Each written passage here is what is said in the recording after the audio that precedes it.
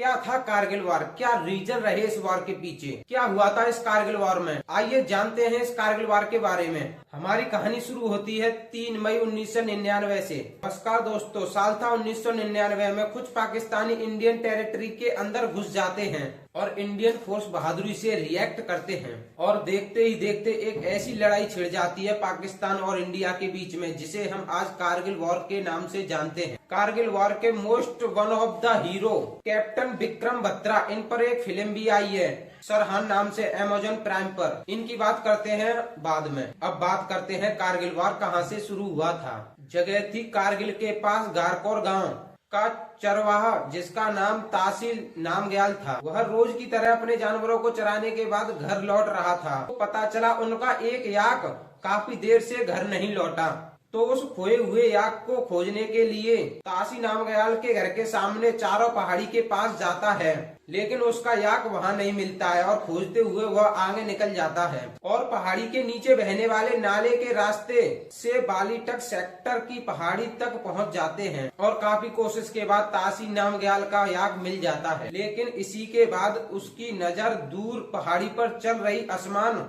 गतिविधियों पर जाती है। जब वो दूरबीन से पूरी पहाड़ी को स्कैन करते हैं, करीब 6 लोगों को देखते हैं जो कि पत्थर तोड़ते हुए और बर्फ को हटाते हुए दिखाई देते हैं और कुछ लोगों के पास हथियार भी थे। यह देखकर तासी को समझने में देर नहीं लगी कि देश में दुश्मनों की घुसपैठ हो चुकी है। तुरंत ही बिना समय गवाए इस घुसपैठ के बारे में उनके गांव के पास पंजाब रेजिमेंट के जवानों को सूचित करते हैं। तासी नामग्याल पहले व्यक्ति थे जिन्होंने कारगिल में पाकिस्तान के घुसपैठियों की सूचना दी थी और कहना भी गलत नहीं था। इस सूचना को वो समय पर नहीं देते तो कारगिल युद्ध की स्थिति कुछ और भी हो सकती थी। सूचना मिलते ही लेफ्ट हैंड सौरभ कालिया ने एक पेट्रोलियम टीम को रवाना कर दिया। सौरभ कालिया इंडियन आर्मी के ऑफिसर थे जिन्होंने LOC पर पाकिस्तानी आर्मी की घुसपैठ को ऑब्जर्व और रिपोर्ट किया।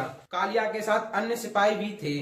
पाकिस्तानी घुसपैठ पूरी प्लानिंग के साथ भारत आए थे। लेफ्ट हैंड सौरभ कालिया की फाइट शुरू हो जाती है। एक छोटी पेट्रोलियम टीम थी उनके पास। एमिनेशन उतने ज्यादा नहीं थे उनके पास कि वे हथेली आम पाकिस्तानी सैनिकों से लड़ सकें। एलिमिनेशन की कमी के चलते हुए लेफ्ट हैंड सौरभ कालिया की टीम का बैकअप आने से पहले ही सौरभ कालिया को पाकिस्तानी सैनिकों ने कैप्चर कर लिया था और कुछ दिनों के बाद उनका शरीर शत भीषम स्थिति में भारत को सौंप दिया। जिस तरह से उन्हें टॉर्चर किया गया था, जिससे यह कन्फर्म हो गया था कि घुसपैठ और कोई नहीं पाकिस्तान द्वारा भेजे गए उनके ही हाई ट्रेंड कमांडो और सोल्जर्स हैं। पाकिस्तानी जनरल परवेज मुशर्रफा ने जिहादी जमा पहनाकर घुसपैठ कराई थी। जनरल परवेज मुशर्रफा का गोल बिल्कुल क्लियर था, कश्मीर और लद्दाख की लाइन को कट करना। इंडियन फोर्स ने इस पाकिस्तानी घुसपैठ को खदेड़ने के लिए युद्ध का ऐलान कर दिया। जब भी हम कारगिल युद्ध की बात करते हैं तो इंडियन आर्मी का ऑपरेशन विजय, इंडियन एयर फोर्स का ऑपरेशन सफेद सागर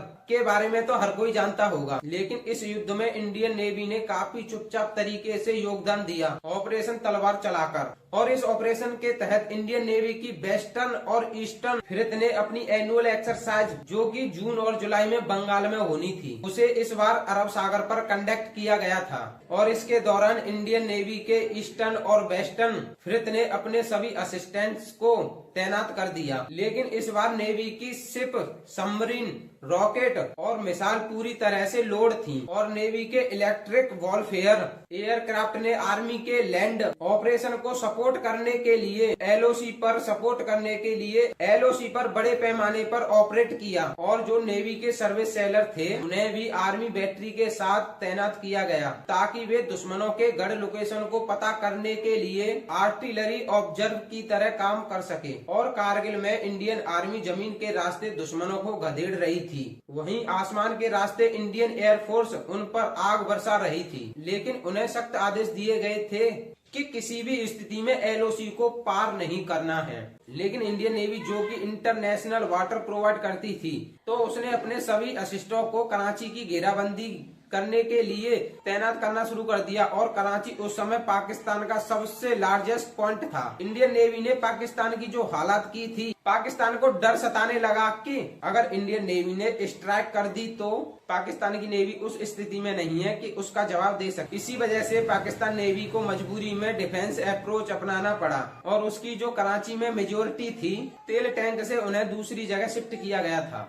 और कराची में जो पाकिस्तानी वारशिप्स रह गई थी उन्हें भी ऑर्डर्स दिए गए थे कि किसी भी स्थिति में अपना पोर्ट नहीं छोड़ना है, कि वे इंडियन वारशिप्स डायरेक्ट कॉन्फ्रेंटेशन से बच सकें। और ऑपरेशन के तहत इंडियन नेवी इस एक्शन ने पाकिस्तान के सरप्राइज को रूट्स को कट ऑफ कर दिया और बाद में पाकिस्तान के प्रधानमंत्री नवाज शरीफ ने इस बात को खुद ही स्वीकार किया कि इंडियन नेवी ने जो कराची पर नाकाबंदी की तो उसके बाद पाकिस्तान के पास कुल 6 दिन तक युद्ध लड़ने के लिए फ्यूज थे और उस समय नेवी के ब्लॉक्ड ऑपरेशन के तहत पाकिस्तान के नेवी चीफ ने भी स्वीकार किया था कि इंडियन नेवी की अपार ताकत का सामना करना हमारे बस की बात नहीं है। क्या आप जानते हैं ऑपरेशन तलवार के दौरान नेवी को एंड तक हमला करने के ऑर्डर रिसीव नहीं हुए थे और फिर 14 जुलाई 1999 को तत्कालीन प्रधानमंत्री अटल बिहारी वाजपेयी ने ऑपरेशन तलवार को सफल घोषित किया। इस ऑपरेशन तलवार के माध्यम से इंडियन नेवी ने काफी चुपचाप तरीके से कारगिल युद्ध में बहुत योगदान दिया था। क्या आप जानते हैं कारगिल युद्ध उन चुनिंदा द एंटीट्यूड वॉलपेपर में से ही जिसका सामना बहुत ही कम देशों ने किया है, लेकिन इतनी विशेष परिस्थिति में इंडियन आर्मी ने पाकिस्तानी घुसपैठियों को बहुत गधेड़ा और वापस भेज दिया। कारगिल युद्ध में करीब 2.5 लाख सेल्स बॉम्बिंग और रॉकेट फायर किए गए थे और लगभग करीब हर दिन 5000 मोटर बॉम्बिंग फायर किए गए थे। जिस दिन टाइगर हिल को रिकैप्चर किया गया था उस दिन 9000 बॉम्बिंग फायर किए गए थे। वर्ल्ड वॉर 2 के बाद का एक ऐसा युद्ध था जिसमें इतनी अधिक संख्या में बॉम्बिंग की गई थी। कारगिल युद्ध में सबसे पहले इंडियन एयरफोर्स ने प्रशिक्षण का इस्तेमाल किया था। ये युद्ध करीब 2 महीने 3 सप्ताह 2 दिन तक चला। इस युद्ध में इंडियन मिलिट्री ने पाकिस्तानी मिलिट्री को इतना सबक सिखाया कि जिसे वह कभी भी नहीं भूल सकता। कारगिल युद्ध एक ऐसा युद्ध था जिसमें पाकिस्तान को अच्छी तरह से समझा दिया था पाकिस्तान अकेले कभी भी अपनी फुल पावर से भारत का सामना नहीं कर सकता है। इस युद्ध ने पूरी दुनिया को यह दिखा दिया कि भारत एक शांति प्रिय देश जरूर है, लेकिन जब जरूरत पड़ने पर भारत अपनी शक्ति का प्रदर्शन करना भी जानता है, फिर चाहे स्थिति कैसी भी हो। और इस युद्ध के दौरान भारत की अखंडता को बनाए रखने के लिए अपनी वीरता और साहस का परिचय देते हुए हमारे वीर जवानों ने अपना सर्वोच्च बलिदान दिया, तो हम उनको शत शत नमन करते हैं। हम उनके सर्वोच्च बलिदान के लिए हम सदा रेडी रहेंगे। जय हिंद, जय भारत। अगर वीडियो पसंद आई हो तो वीडियो को लाइक कर दें और चैनल को सब्सक्राइब कर लें और बेल आइकन को प्रेस कर लें, जिससे कि अगली आने वाली वीडियो का नोटिफिकेशन आपके पास पहुंच सके। और अपने दोस्तों के पास शेयर जरूर करें। चाहते हैं ये तो दुनिया ने देखा, अब दुनिया ये देखेगी कि हम शांति की रक्षा के लिए और अपनी शक्ति का भी प्रदर्शन कर सकते हैं। लड़ाई के परिणाम के बारे में भी मेरे मन में कोई संदेह नहीं है। हमारी विजय निश्चित है और हम विजयी होकर दिखाएंगे। दोस्तों, वीडियो पसंद आई हो तो वीडियो को लाइक करें और अपने दोस्तों के पास शेयर करें लवकुश वायरल यूट्यूब चैनल को, और कमेंट जरूर करें वीडियो के बारे में, और प्लीज़ सपोर्ट भी करें एक छोटे यूट्यूबर को, लवकुश वायरल, और बेल आइकन को प्रेस कर लें, जिससे कि अगली आने वाली वीडियो का नोटिफिकेशन आपके पास पहुंच सके। Thank you for watch.